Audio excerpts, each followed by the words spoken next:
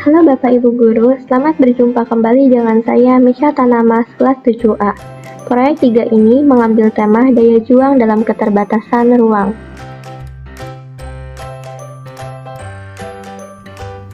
Sebagai materi pembuka adalah matematika. Kali ini kita akan menjawab soal aljabar. Diketahui, sebuah persegi panjang berukuran panjang 5x minus 2 cm dan lebar 4x minus 7 cm. Ditanya, luas persegi panjang tersebut dalam x.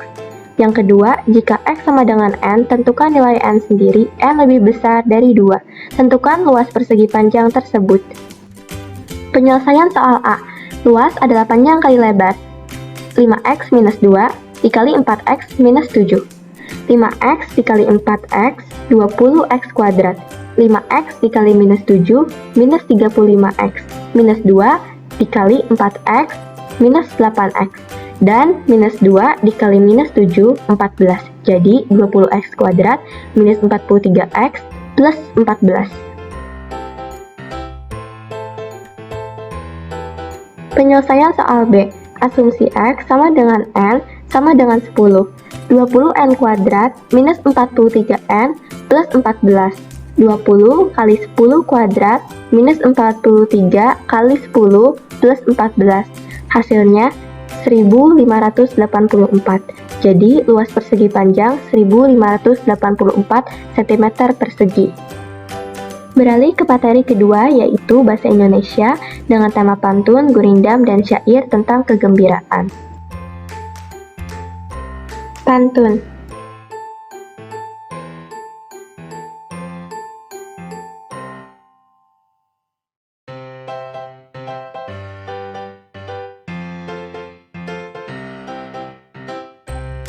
Padang rumput banyak tumbuhan, hutan lebat banyak hewan, banyak bersyukur kepada Tuhan atas kebahagiaan yang Dia berikan. Membeli wajan, membeli panci, menggoreng ikan, melelas nasi, tetap bahagia, belajar sendiri. Suatu saat, bersekolah kembali. Gurindam. Jangan menyerah sebelum mencoba, tetap berusaha selalu bahagia. Jangan sia-siakan waktu berjalan, agar kau tidak hidup dalam penyesalan. Syair. Burung hinggap di pohon cemara, menunggu induk tanpa suara. Induk datang membawa berita, kabar bahagia, bencana sirna. Pagi datang, bangun segera, kerjakan tugas, jangan ditunda. Waktu berjalan tidak terasa, agar hasil semua sempurna.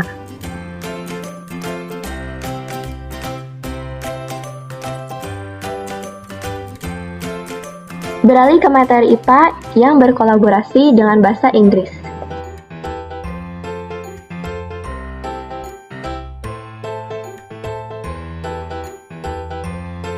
Rantai makanan adalah proses makan dan dimakan. Diawali dengan tumbuhan sebagai produser karena dapat membuat makanannya sendiri. Lalu dimakan oleh belalang sebagai konsumen pertama atau herbivora. Lalu belalang dimakan burung sebagai konsumen kedua atau karnivora. Kemudian burung dimakan ular sebagai konsumen ketiga. Dan akhirnya ular dimakan elang sebagai konsumen paling atas atau predator. Hewan yang mati diurai oleh bakteri atau dekomposer. Hasil uraian menjadi unsur hara dan nutrisi bagi tanaman.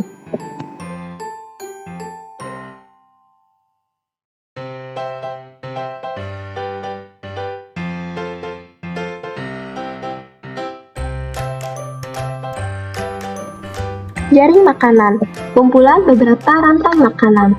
Tadi kita lihat belalang dimakan oleh burung. Tapi ternyata belalang juga dapat dimakan oleh katak.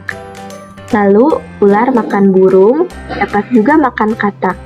Dan tikus dimakan burung hantu, namun dapat juga dimakan oleh rubah atau elang. Jadi, konsumer dapat mengkonsumsi beberapa alternatif, baik dari primer, sekunder, atau tersier.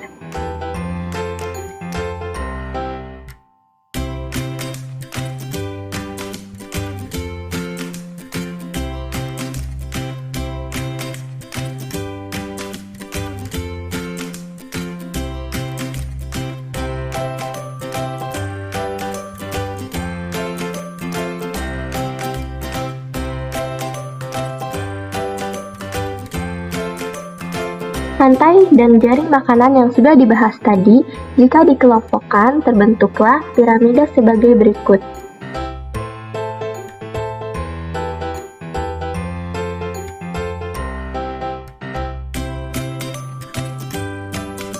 Produser di urutan paling bawah, lalu konsumer primer, konsumer sekunder, konsumer tersier, dan predator atau konsumen tingkat atas. Semua hewan dan tumbuhan yang telah mati akan diurai oleh bakteri menjadi unsur hara bagi tumbuhan.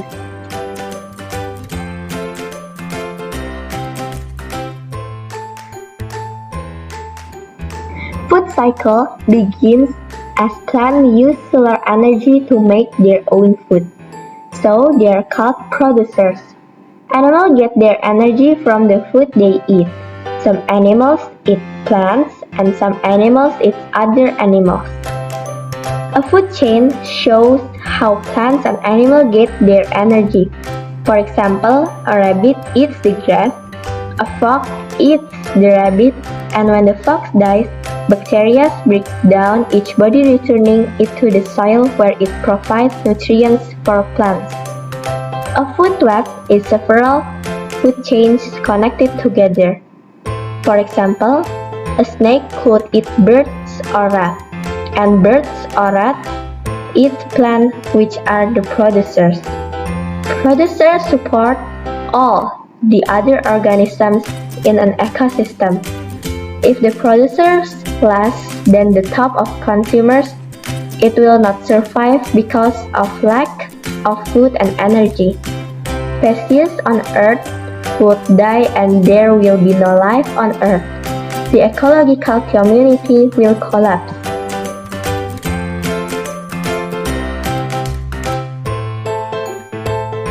Materi selanjutnya adalah IPS dengan tema interaksi antar ruang. Kita akan membahas bentuk interaksi antar ruang sebelum pandemi, saat pandemi, dan new normal. Jadi, mobilitas sebelum pandemi, perpindahan individu ataupun kelompok berjalan dengan bebas dan cepat.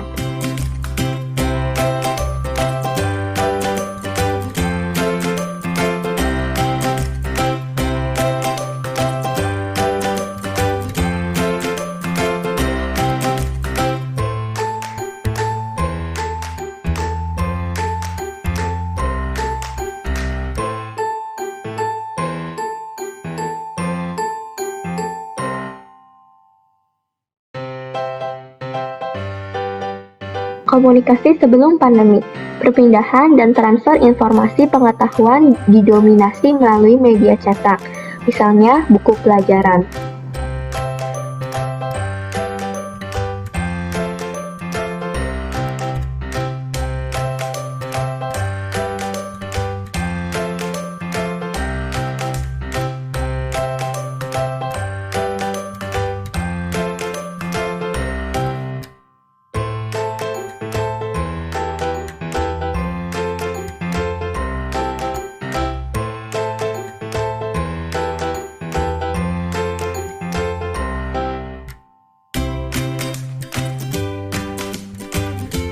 Transportasi sebelum pandemi, perpindahan barang dan perdagangan dilakukan secara langsung oleh pembeli dari penjual. Misal, membeli buku pelajaran di toko buku. Jadi, buku berpindah dari toko ke pembeli secara langsung.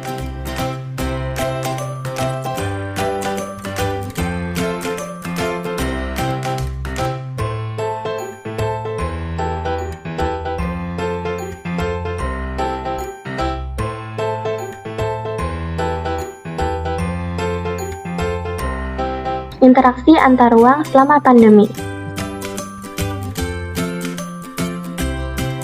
Mobilitas selama pandemi terhambat, bahkan terhenti karena pandemi disebabkan tingginya tingkat mobilitas.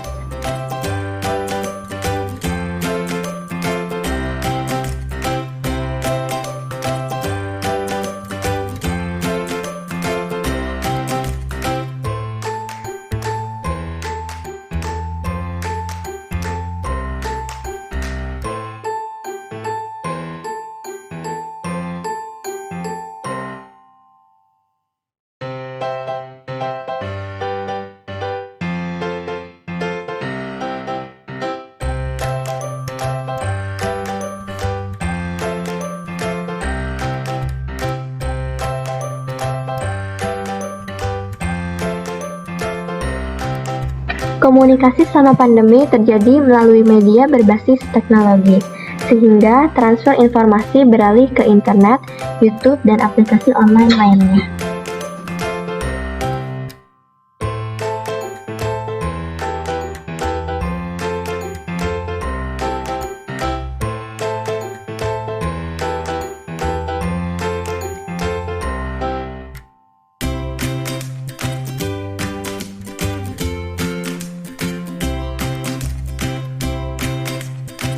Selama pandemi, perpindahan barang dilakukan secara jasa kurir karena perdagangan dilakukan secara online dan keterhambatan dikarenakan pembatasan kegiatan fisik.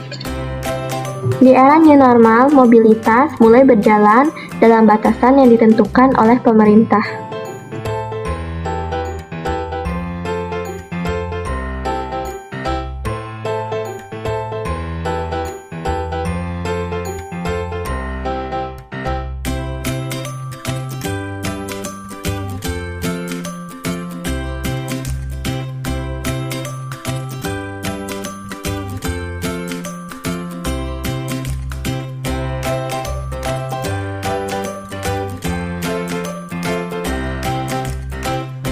Perpindahan ilmu di era new normal dilakukan kombinasi antara tatap muka terbatas dengan pembelajaran jarak jauh atau daring.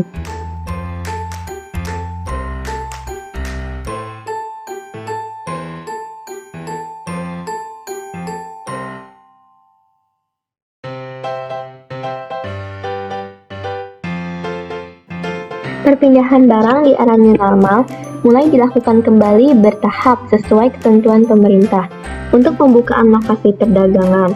Namun, masih banyak juga yang menggunakan jasa kurir secara online.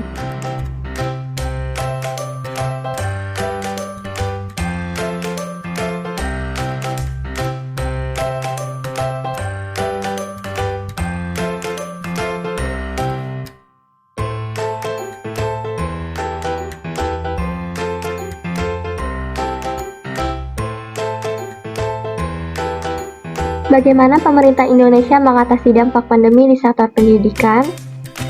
Berikut ini adalah kebijakan Kemendikbud untuk membantu para peserta didik selama pandemi.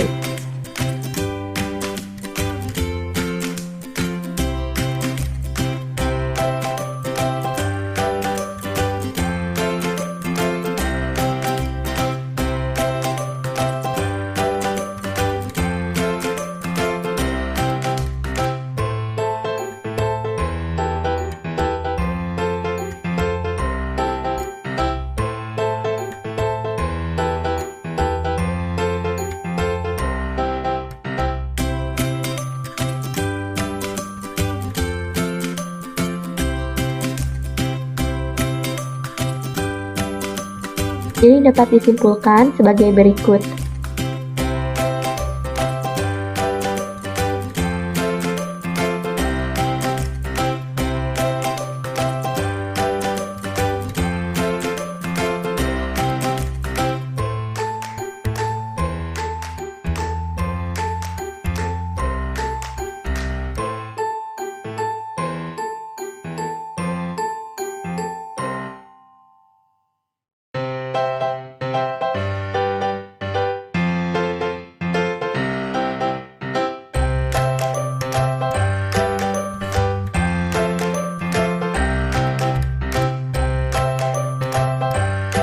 Berikut pembahasan amandemen Undang-Undang Dasar 1945 Negara Republik Indonesia Pasal 34.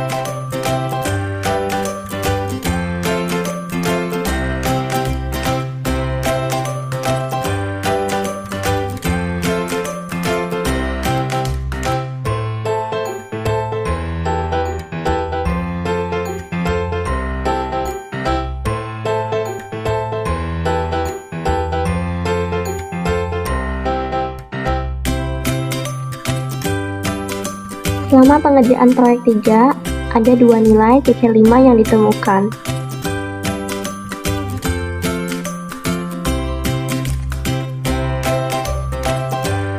Kompeten,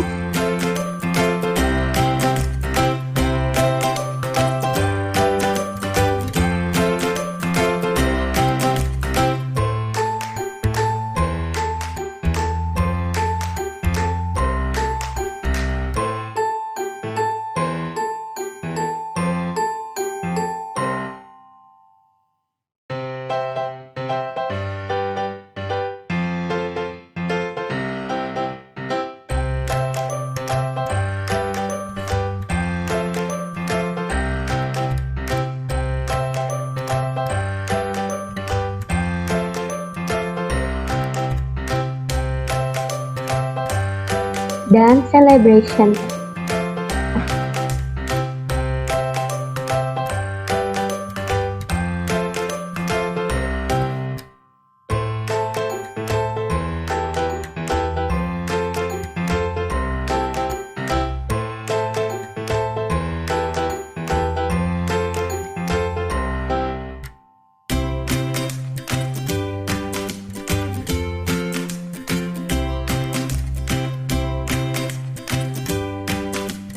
Berikut adalah cara membangun daya juang dalam keterbatasan akibat pandemi.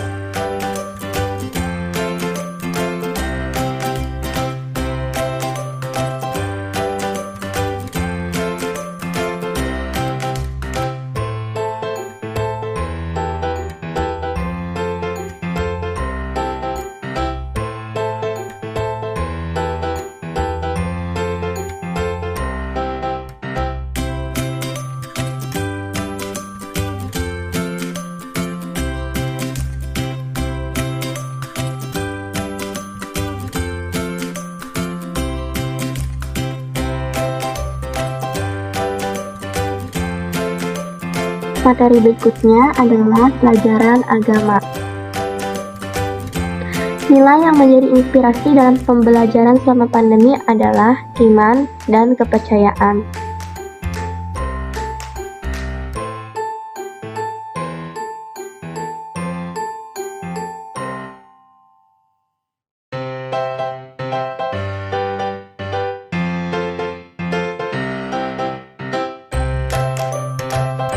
Materi selanjutnya adalah pelajaran SBK.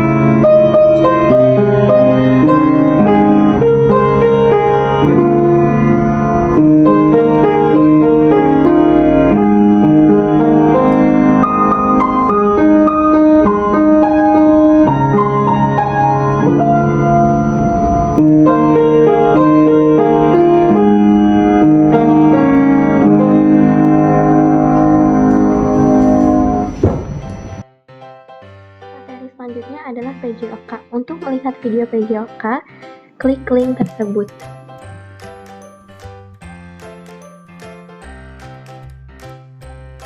Demikian proyek 3 telah selesai. Atas bimbingan Bapak, Ibu Guru, dan Suster, saya ucapkan terima kasih.